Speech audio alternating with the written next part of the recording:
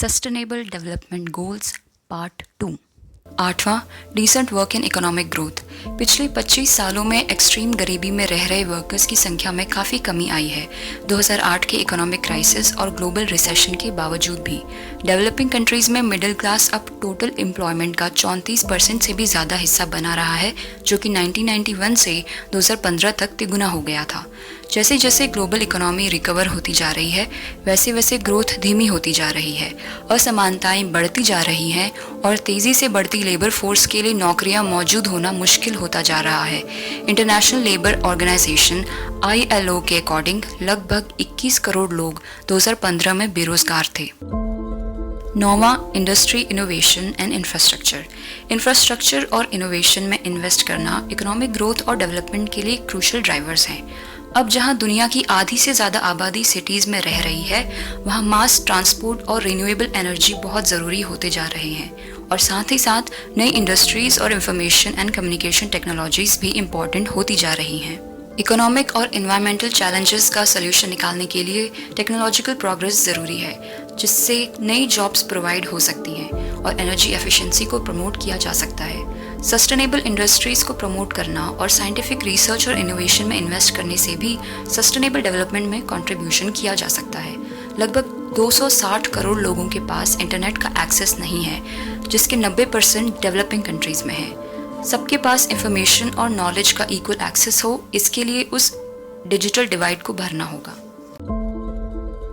10वां, reduced inequalities. Income inequality बढ़ती जा रही है। टॉप 10% अमीरों के पास दुनिया की 40% कमाई है और सबसे गरीब 10% लोग 2 से 7% की ही कमाई कर पाते हैं। पिछले कुछ दशकों में इनकम में इनइक्वालिटी लगभग हर जगह बढ़ी है, लेकिन अलग अलग स्पीड से। सबसे कम डिफरेंस यूरोप में पाया गया है और सबसे ज़्यादा मिडिल ईस्ट में। इनकम इनइक्वालिटी को दूर करने के लिए ग्लोबल सॉल्यूशन चाहिए। 11वां, सस्टेनेबल सिटीज़ एंड कम्युनिटीज़। आधी से ज़्यादा आबादी शहरों में रहती है। 2050 तक 2/3 लोग अर्बन हो जाएंगे। अर्बन स्पेसेस के रखरखाव और निर्माण पर जब तक सही ध्यान नहीं दिया जाएगा, तब तक सस्टेनेबल डेवलपमेंट अचीव नहीं हो सकता है।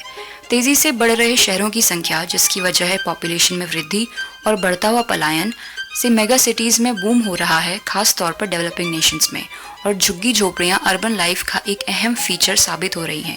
सिटीज़ को सस्टेनेबल बनाने का मतलब है करियर और बिजनेस अपॉर्चुनिटीज़ क्रिएट करना, सेफ और अफोर्डेबल हाउसिंग क्रिएट करना और रेजिलिएंट सोसाइटीज़ और economies banana.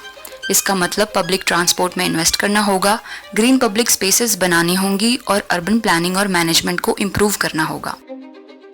12वां, responsible consumption and production.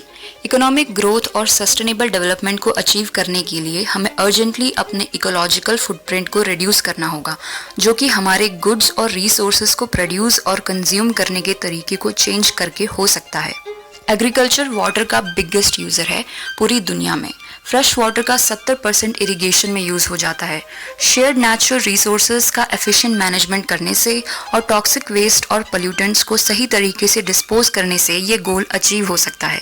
Industries, businesses और कंज्यूमर्स को वेस्ट को रिसाइकिल और रीयूज़ करने की इम्पोर्टेंस बताने से और डेवलपिंग कंट्रीज़ का सपोर्ट करने से, ताकि वो 2030 तक कंजप्शन के सस्टेनेबल पैटर्न को अडॉप्ट कर सकें, ये सब करने से ये गोल अचीव हो पाएगा। वर्ल्ड पॉपुलेशन का बहुत बड़ा हिस्सा अभी भी अपनी बेसिक नीड्स को कवर करने में भी सक्षम नहीं है और बहुत कम में गुजारा कर रहा है। रिटेलर और कंज्यूमर लेवल पर ग्लोबल फूड वेस्ट को कंट्रोल करके अगर आधा भी कर दिया जाए, तो ये फूड सिक्योरिटी में बहुत मददगार साबित होगा। 13वां, क्लाइमेट एक्शन। ऐसी कोई कंट्री नहीं जो क्लाइमेट चेंज के ड्रास्टिक इफेक्ट को ना झेल रही हो। ग्रीन हाउस गैस एमिशन 1990 के मुकाबले 50% से भी ज़्यादा हो गई है।